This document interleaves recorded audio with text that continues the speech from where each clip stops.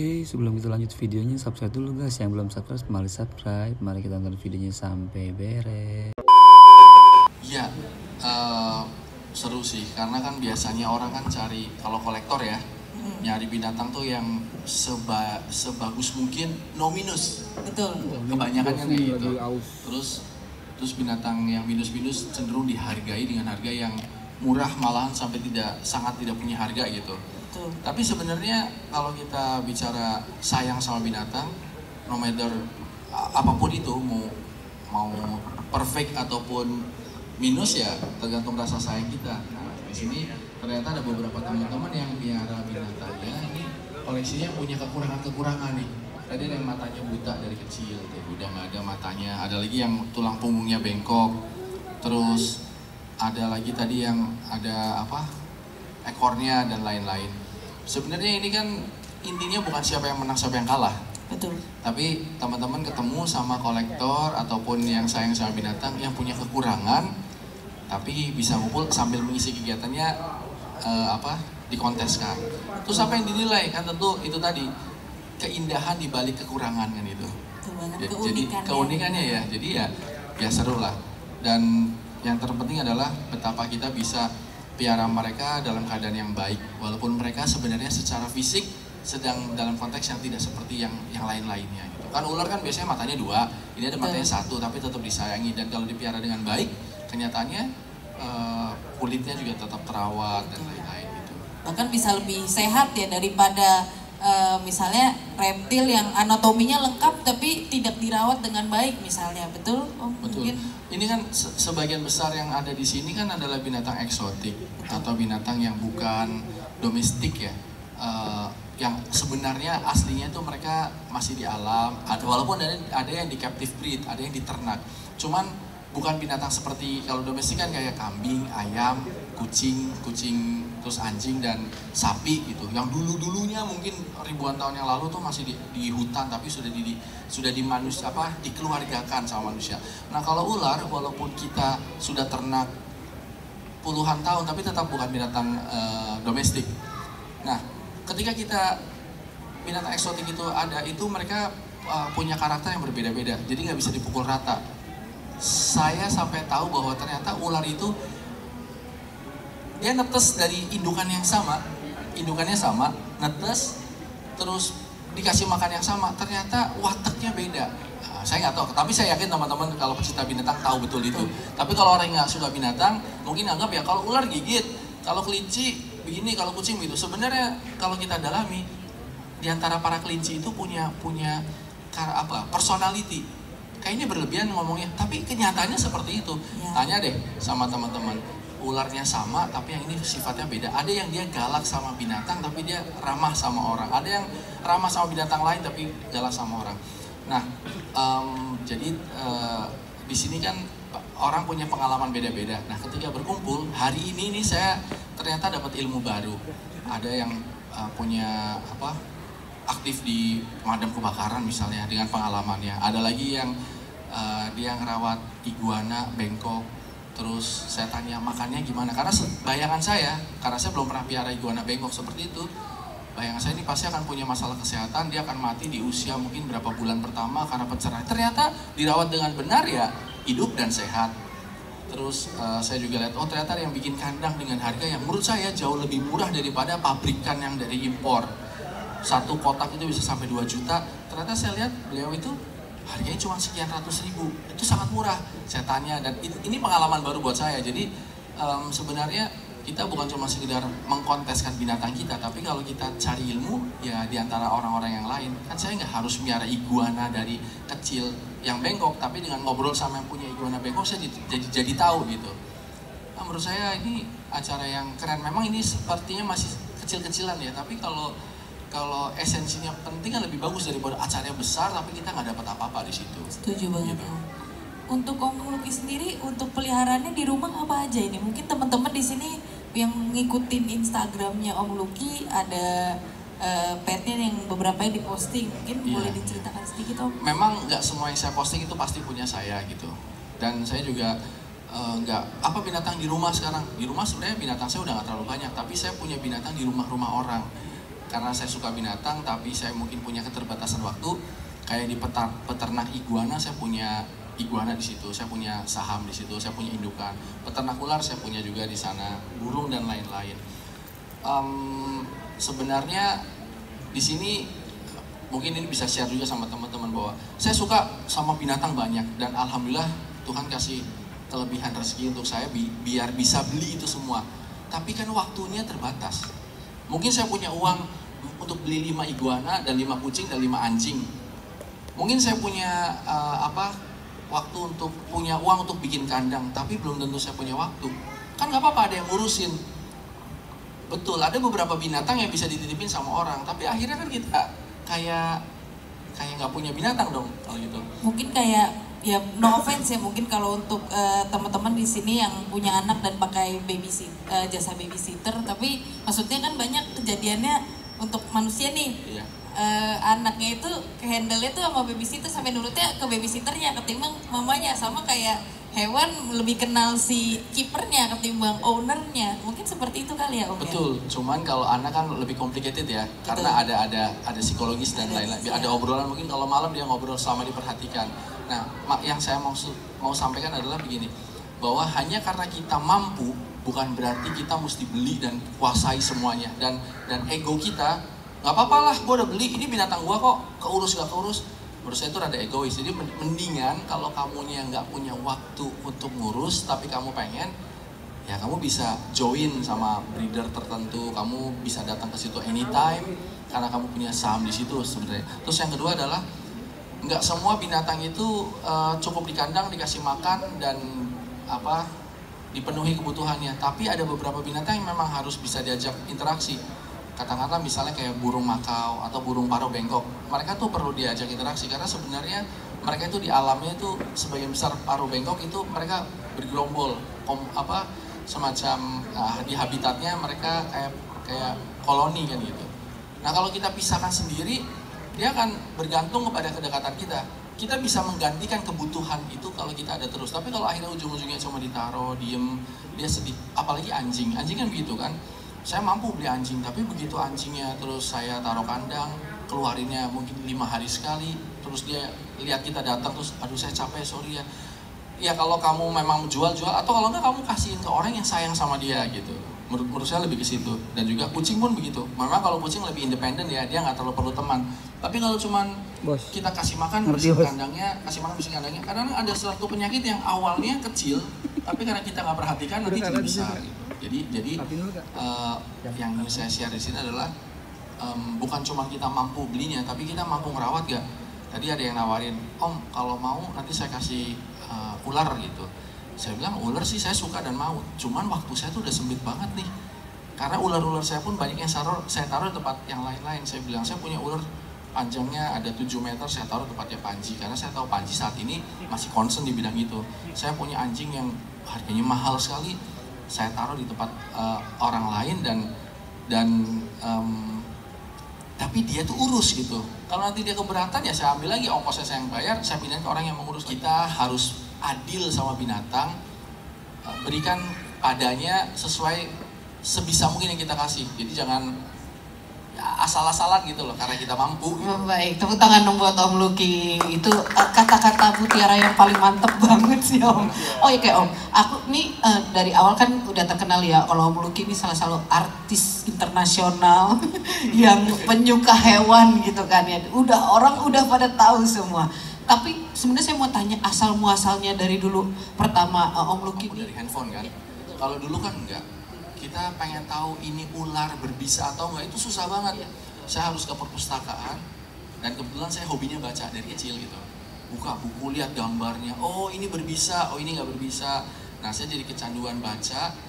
Karena saya kecanduan baca, saya jadi tahu bagaimana cara merawat beberapa binatang. Nah, jadi punya koleksi dan itu berkepanjangan gitu sampai akhirnya di saat saya punya keuangan lebih baik, maka bisa beli yang lebih bagus lah. Jadi seolah-olah terkenal karena itu gitu. Tapi sejatinya adalah bukan bicara mahal atau murah, tapi binatang ini bisa membuat kamu senang atau enggak, dan sebaliknya kamu bisa membuat dia senang enggak. Jadi jangan cuma sepihak aja nih, yang senang kita doang gitu loh. Jadi kita harus kasih tahu, kita harus adil bahwa dianya kira-kira seneng gak sih dipiara sama kita gitu? Sebisa mungkin, walaupun kita nggak bisa menyediakan apa yang alam beri ya. Iya. Hutan itu lengkap sebenarnya. Betul. Kita nggak mungkin bisa menggantikan fungsi laut, sungai gitu. Cuman minimal ketika kita piara, ya sedikit berbelas kasih lah kepada mereka itu, pada binatang itu, supaya jangan terlalu kesiksa banget, jangan terlalu jomplang sekali sama keadaan asli di habitatnya. Betul. Tepuk tangan lagi dong buat Om Lucky. Oh, satu lagi Om. Bagaimana cara Om Lucky berkomunikasi dalam tanda kutip ya dengan hewan-hewan peliharaannya di rumah? Tentu kalau mamalia lebih mudah, karena mamalia itu kita termasuk mamalia juga kan gitu loh. Jadi kita lebih mudah kalau bicara anjing, kucing lebih mudah kita lihat karakternya. Karakter basic ada, tapi yang sulit itu ketika kita bicara reptil, khususnya lagi ular, karena mereka tidak berekspresi. Mereka matanya nggak bisa nutup, mereka nggak bisa menyeringai gitu, paling cuman mangap dikit. Cuman saya salut buat para pecinta ular gitu. Jadi ular ini, ketika kita sayang sama ular, secara umum ya, reptil tapi khususnya ular, itu adalah cinta yang benar-benar tulus menurut saya. Karena kalau kita mencintai yang tulus kan, kita nggak minta balasan kan. Tepuk tangan dong buat Om Lucky, pecinta reptil dan semuanya saya ya. kasih taunya ke sini bahwa gini, saya pernah piara ular, sudah saya sayangi dengan segenap kasih saya kasih kandang yang terbaik, saya kasih makan, saya rawat semuanya, tapi tetap aja digigit saya. Iya kan? Iya betul. Tapi saya tetap cinta terus sama dia. Itu namanya tulus kan. Kalau misalnya anjing, kita sayang sama anjing, anjing itu menyayangi kita balik loh. Dan ketika kita datang jalan, terus dia nemenin. Kalau ketika kita sedih, anjing itu menghibur lah. Kalau ular kan enggak. Ular itu dia jadi diri sendiri terus. Kadang-kadang kita digigit. Nah, saya pikir hanya orang-orang tertentu ya yang bisa sayang sama ular, sama iguana juga salah satu. Cuman iguana kan nggak ngegigit secara langsung gitu. Cuman nyakar aja gitu. Dia nggak peduli kita sayangi, minta ampun sama dia, tapi kita berat di sini beset kadal dan lain. Jadi cinta sepihak gitu. Jadi ya sukses lah buat para pecinta sejati ini. Gitu. Tepuk tangan dong buat kita semua ya. Kita pecinta hewan sejati gak sih? Terus Om Lucky, dulu peliharaan awalnya ayam pilokan bukan? Yang di pasar-pasar waktu pertama kali. Saya binatang pertama dibeliin ya, itu burung merpati 1 ekor, terus besoknya dibeliin lagi 1 ekor lagi. Itu binatang yang dibeliin. Tapi piaraan pertama saya itu adalah ulat bulu. Terus kayak kecoa, cicak gitu. Jadi saya kalau lihat binatang dulu tuh seneng, pengennya nangkep, ditaruh di toples. Dengan karena masih kecil ya, rapet gitu kan, nanti pada mati. Terus ulat bulu kan bagus banget ya, ulat bulu kan warna-warna, itu saya sampai gatel sebadan gitu loh.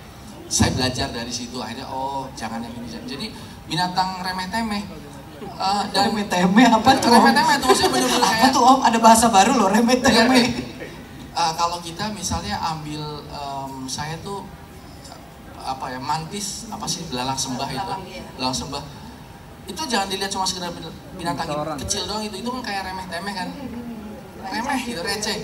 Coba deh dilihat, ditaruh di kaca, kita pakai. Waktu dulu tuh saya beli kaca pembesar, dulu nabung beli kaca pembesar, saya lihatin terus cara dia makan. Ini zaman baheula ya, zaman dimana tuh belum ada video-video YouTube, belum ada handphone, TV ya cuma ada TVRI doang gitu. Itu pun cuman, jadi di dunia ini nggak ada TV, di kampung saya tuh TV-nya cuma ada sejam berapa jam doang, itu pun hitam putih.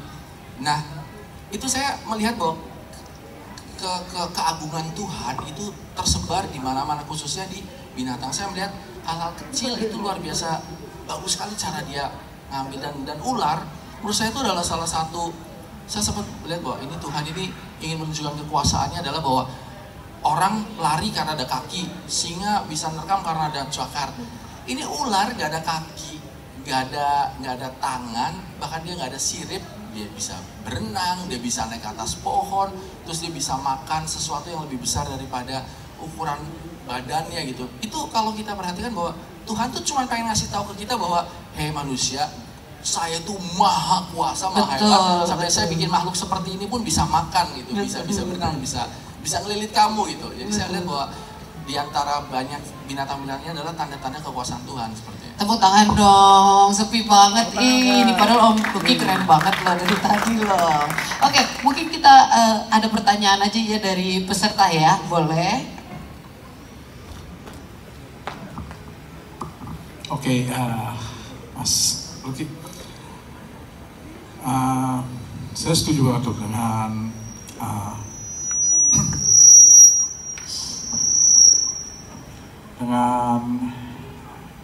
kita punya hewan itu harus dengan hati. Nah, maka itu juga mungkin salah satunya hari ini kita bikin kontes yang binasan itu ya salah satu cara buat saya nggak pernah mau bilang itu tentang minus. Menurut saya malah unik. Saya lebih cocok dengan unik gitu. Nah, ini kan Indonesia Pet Lover ini adalah sebuah wadah buat kawan-kawan komunitas Pet Lover. Nah, itu harapan kita ke depan sih akan lebih aktif, lebih bisa untuk menjaga kelestarian tentang satwa-satwa di Indonesia. Karena Indonesia itu emang besar sekali, emang banyak beragam. Nah, saya mau minta pendapat dari Mas Luki tentang komunitas pet lover.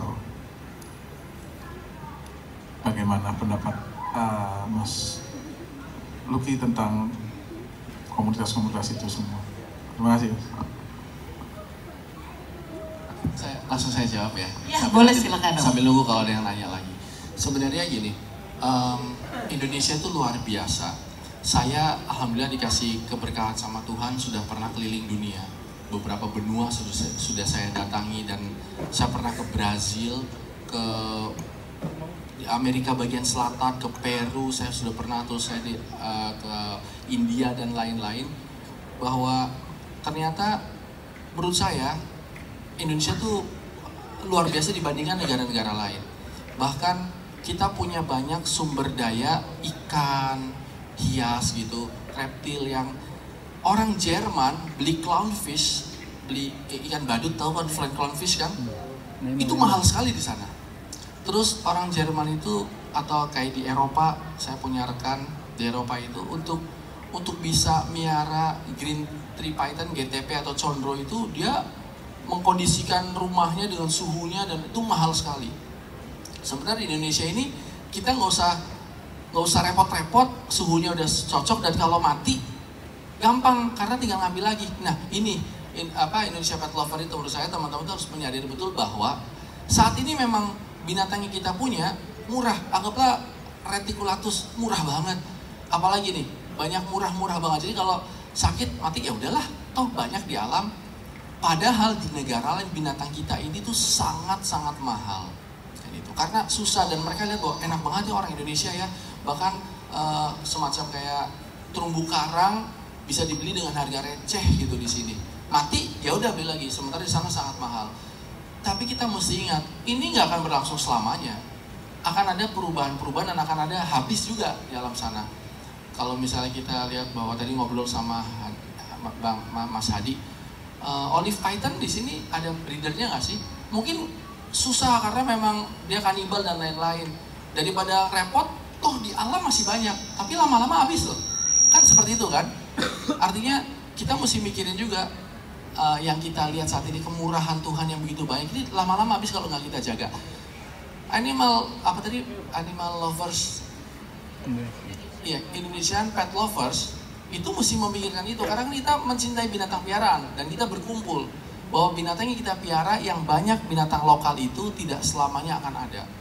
Memang sekarang udah ada regulasi pemerintah, kakatua dilindungi, terus mungkin ada beberapa spesies kadal, biawak dan lain-lain. Tapi kan pada dasarnya kita masih bisa jual beli di market, black market. Selama nggak come up ke permukaan, kita masih bisa jual beli, masih bisa piara. Tapi kesananya kan habis juga gitu. Jadi setiap acara seperti ini saya sangat mendukung, tapi tetap harus ada unsur edukasinya gitu loh, bahwa kelak akan habis juga nih, akan punah karena deforestasi. Ketika hutan mulai rusak, habis ya, maka akan kelar ini binatang-binatang. Maka dari itu saran saya adalah para pet lovers ini untuk selalu berpikir bagaimana caranya kita untuk membudidayakan binatang yang kita sukai. Kalau bisa yang di alam udah nggak kita ganggu, kita untuk jual beli ataupun untuk adopsi dan lain-lain itu cukup dari para breeder itu gitu. Walaupun melakukan breeding itu sulit, tapi pasti akan ada benefitnya ke depannya daripada kita cuma mengandalkan suplai dari alam. Gitu. Baik, terima kasih Om Luki. Ada lagi pertanyaan? Ada lagi yang mau bertanya? Boleh? Mau bertanya apa Pak? Enggak. Ada yang mau bertanya? Oh, hadap Mas Damkar jangan ngumpet. Mau nanya enggak? Mas Damkar mau nanya enggak? Oke. Nggak ada pertanyaan lagi ya. Terima kasih kalau gitu. Om Luki, satu pertanyaan. Satu pernyataan untuk kawan-kawan kita ini, pesan-pesannya untuk mereka-mereka ini dari Om Luki itu apa? Iya, saya merasa senang di sini dan membanggakan bahwa ada beberapa teman-teman yang tadi saya tanya binatangnya. Menurut saya kalau kita bicara harganya murah. Nah ini kritik berapa harganya murah-murah, tapi mereka dengan bangga datang dan kita bicara bukan mahal murah. Ini adalah binatang piaraan saya dan saya sayang dan saya suka. Itu harganya lebih mahal daripada kita berhasil membawa ular yang dari Eropa atau mana dengan harga ratusan juta. Karena harganya itu ada di value uangnya. Tapi kalau ini kan harganya ada di rasa kebanggaan kita sama binatang yang kita sayangi. Jadi udah tidak bicara uang gitu. Nah teman-teman ini saya appreciate banget bahwa ini bukan cuma sekedar binatang harganya murah, bahkan dibilang cacat, tapi bagi saya adalah ini unik, ini indah, dan ini adalah binatang kesayangan saya, dan saya bangga saya datang ke sini dan saya berani ikut kontes. That's luar biasa. Terima kasih Om Luki, tepuk tangan dong yang meriah buat Om Luki. Om Luki terima kasih sekali lagi sudah datang sama-sama. memeriahkan.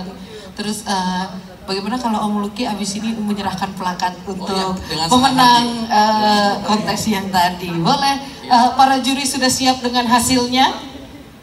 Para juri sudah siap? Boleh.